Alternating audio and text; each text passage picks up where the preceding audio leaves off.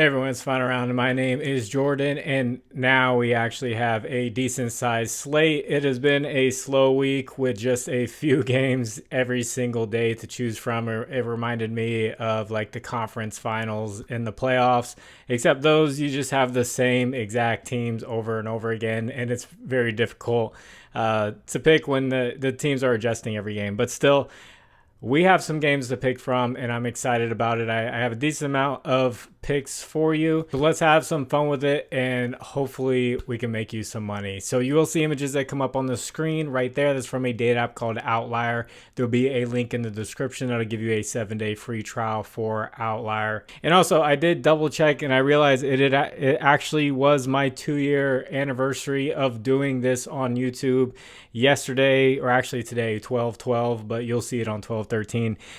2 years of making videos, and it's been a long ride. Learned a lot.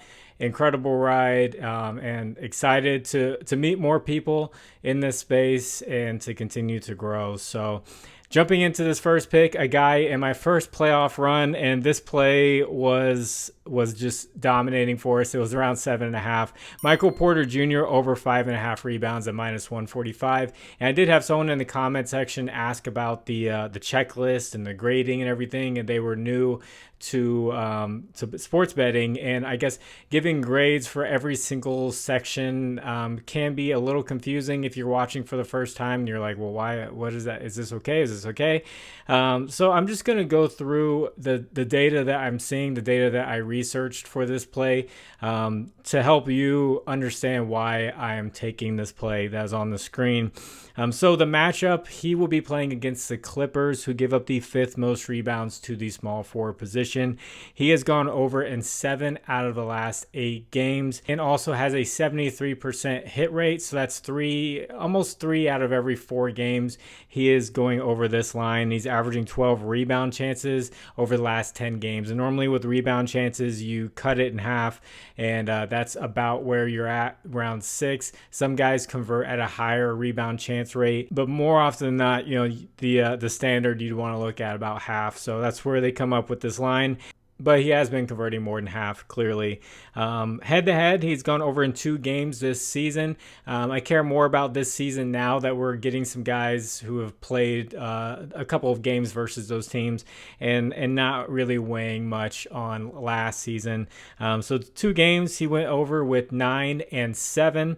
Last season, he went over in 3 out of 4. And then home and away, he's gone over in 7 out of 10 games at home, so 70% hit rate at home. So I do like Michael Porter Jr. over 5.5 rebounds, -145. I think this is a great play and matchup for him. And then on the other side of things, I like Zubac of the Clippers. So I have 2 different plays for him. I know some people can only take one stat category. They can't do like rebounds and assists. So I'm going to go over both of these, and I'm just going to kind of walk through them. So 11.5 rebounds and assists. I like the over. That's at -135. The matchup is the Nuggets, who give up the 4th most rebounds to the center position. Now, adding on the 2 assists from the rebounds line, the Nuggets actually give up the 9th least assist to the center position, but that really depends on what centers you're playing against. It is the Nuggets, but you could be playing against Sabonis every night, or Sengun and guys like that, who are going to be racking up assists. And then you can be playing guys like Clint Capella, who don't get many assists. So the assist rankings kind of vary. So overall, they give up the most assists to teams. And you'll see why I like adding assist here in a second. So his recent history, he's gone over in 10 out of the last 12 games with an 84% hit rate and a 19 rebound chance average over the last 10 games. And then head to head, this is why I'm I like adding on the assists. So he's gone over in 2 games this year. And in those 2 games, he had 4 assists and 5 assists. He needs just 2 to kind of break even. And then anything over that helps with the rebound line. So you'll see in that second game that he played, he actually went under in rebounds, which is at 9.5. And that 5 assists helped boost him over. So 2 for 2 this year and 3 out of 4 last year, just like Michael Porter Jr. And then home and away, he has gone over in 7 out of 10 on the road this year, just like Michael Porter Jr. So really like this play. But if you had to pick one, the rebounds line is at 9.5 at -137. Like I mentioned, the matchup is 4th most rebounds. Recent history for rebounds is a little bit different. 12 out of the last 13, he has gone over with an 84% hit rate and 4 misses, just like the other play, 4 misses on the season, just 4 different games where he missed that.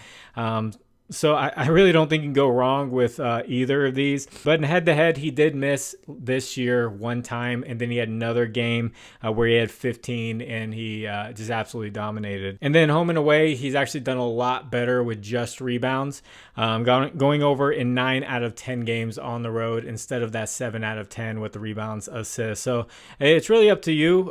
They both look good on paper, so it's just which one you prefer or which one you're allowed to have. Like I said, a lot of people can only have 1 stat. So if you guys could, please like the video. And if you haven't, please subscribe to the channel. And if you have a little bit of extra time, could you just put 2 years, just write 2 years. And that helps get the video out there for more people to see. 2 years is crazy. Feels like yesterday I was starting this just having fun with it. I will say lately I've been dissecting plays so much. Feel like I'm kind of overthinking it, that you'll see some plays in here where I'm just like, okay, I think this is a good play. It's going to be someone like this next pick. James Harden over 7.5 assists at -135. The matchup is the Nuggets. They give up the 3rd most assists to the point guard position and the most assists overall. And the reason why this would kind of push me away previously is he's gone over in 7 out of the last 11 games. You'll see he hasn't done too great the past couple of games. There was a blowout that very last game that he played, and he did not play that much. They just got ran off the court, and he didn't play that much. But this matchup is just really good and something I don't want to have just a couple of bad games push me away from. Still, 7 out of 11 is not that bad.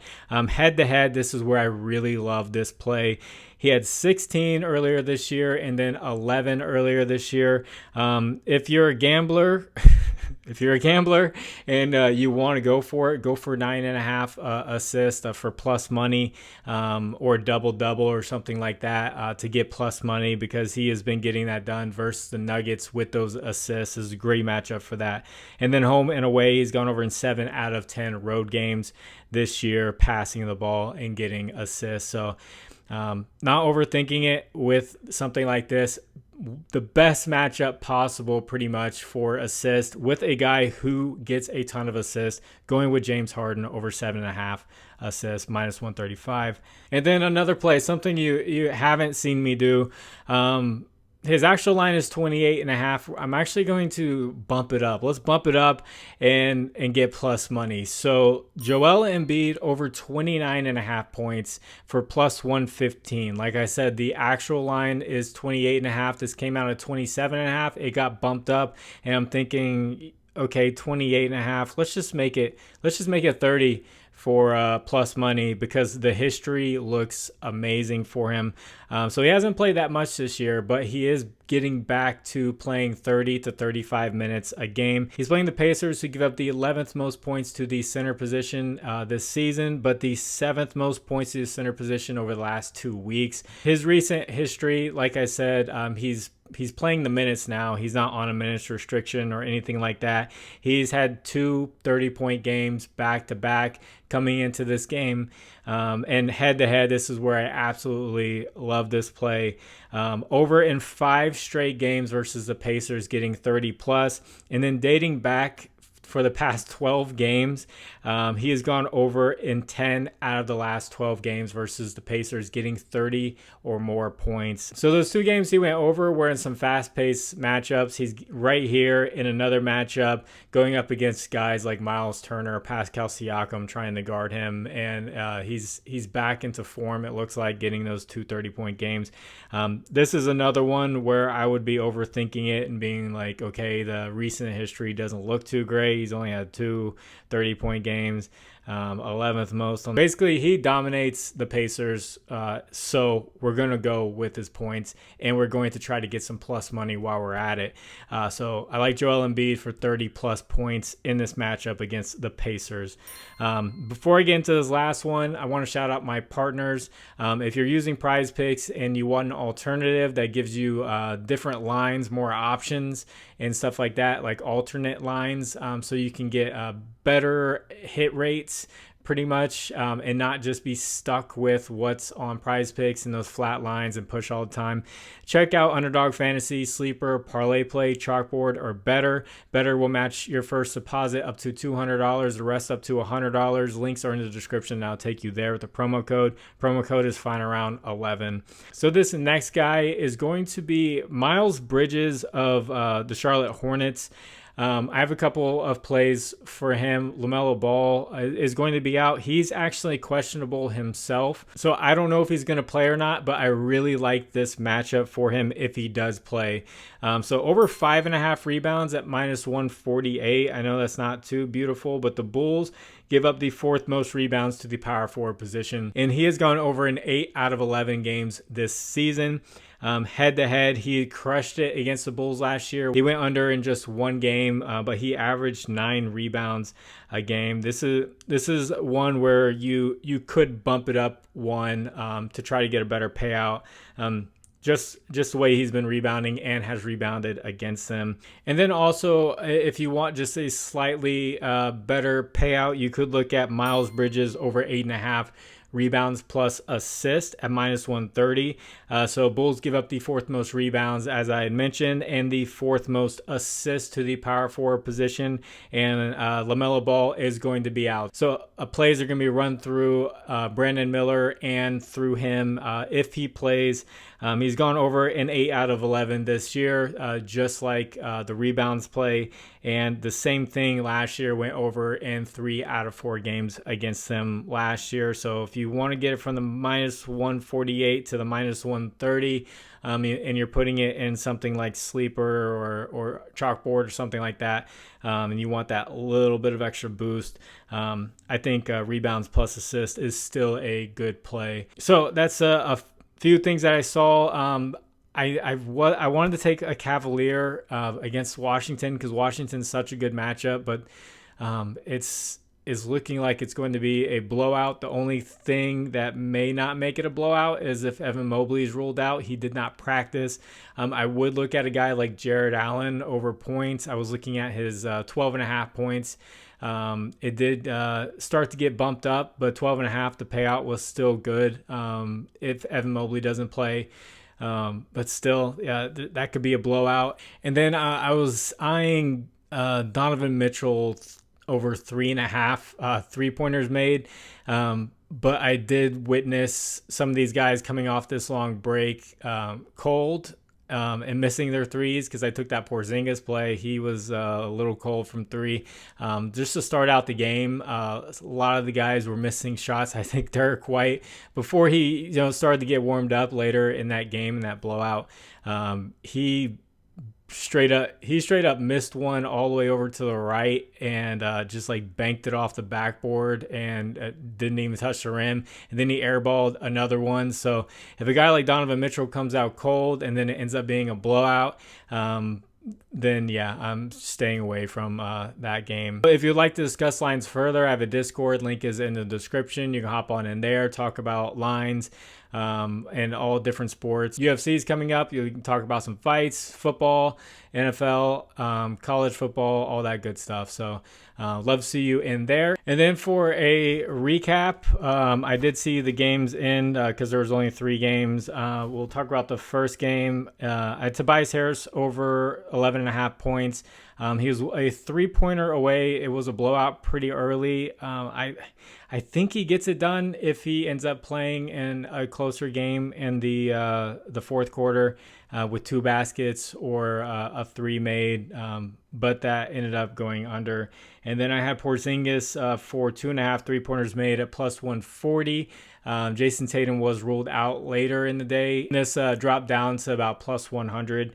But he still just made 2, and he took 7. He did get in there in the fourth quarter, but he missed a couple of more threes. So that one ended up missing. We could have used a closer game there, and potentially both of those go over, but those missed. Then I had Bam Adebayo over 4.5 assists. He ended up with 5. And Malik Monk over 4.5 assists, and he ended up with 9. That will definitely be bumped up. And then I had mentioned at the end of the video some leans. Sabonis rebounds. I said his rebounds line was a little bit high, like one higher. Like if it was one lower, I would have taken it. But he crushed it anyway. So if you had heard that and taken it anyway, then you would have done well. Sometimes those leans like end up looking like the best plays, and I'm just like, I should have just taken it. So that's what I did with some of these, like Harden and Embiid points. So I hope you guys enjoy having a decent amount of games back.